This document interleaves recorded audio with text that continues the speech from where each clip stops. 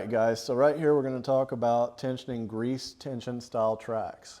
What we have right here is your roller assembly. It would set in the machine's X-frame down here just like this. This right here is a tensioning spring. And then this is actually a little hydraulic cylinder. So as you can see, you've got the machined metal there that's nice and slick. Down in here you've got two, I don't really want to call them O-rings, but they're like grommets or something like that. And we have those in stock if you ever need them. And we have the part number. You can actually get those online. So your grease actually goes in there. And then you have a grease fitting right here. Now, keep watching the video because this is very important that we go over this because it can be broke easily. When you pump grease in here, what it does is it displaces the space in there and pushes this out, which ultimately causes your roller to go out and tension the tracks.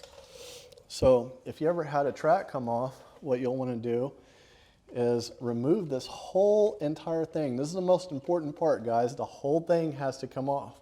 I know there's two nuts on here. You don't want to break it apart. It's not good for it. It's hard to get back together. You also have retaining pins on there to keep you from taking it apart. So if you've already made it to the situation and taken this apart, it's going to be really tough to get back together. You're going to have to get these pins and kind of push them out. So good luck on that. Anyway, so once you have this off, you're going to detension by pushing this roller inwards, and it's going to bleed that grease out. So you'll want to be ready to catch that with a rag. Get your track back on.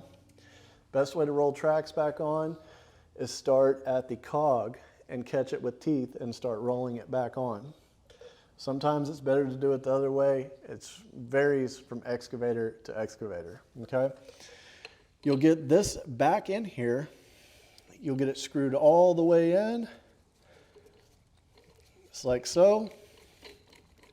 Obviously, this is going to be easier outside of this little hole.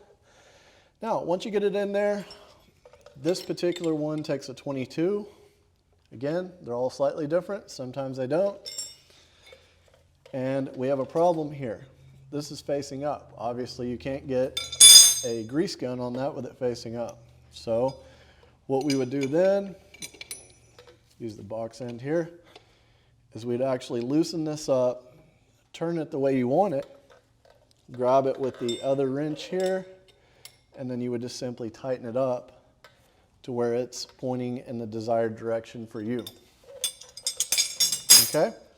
Now, once that's all done, next we're going to hook a grease gun up to it, and we're going to tension the track. And you're going to be able to see that here. I'm going to have my camera guy slide over here just a little bit so you can see this gap.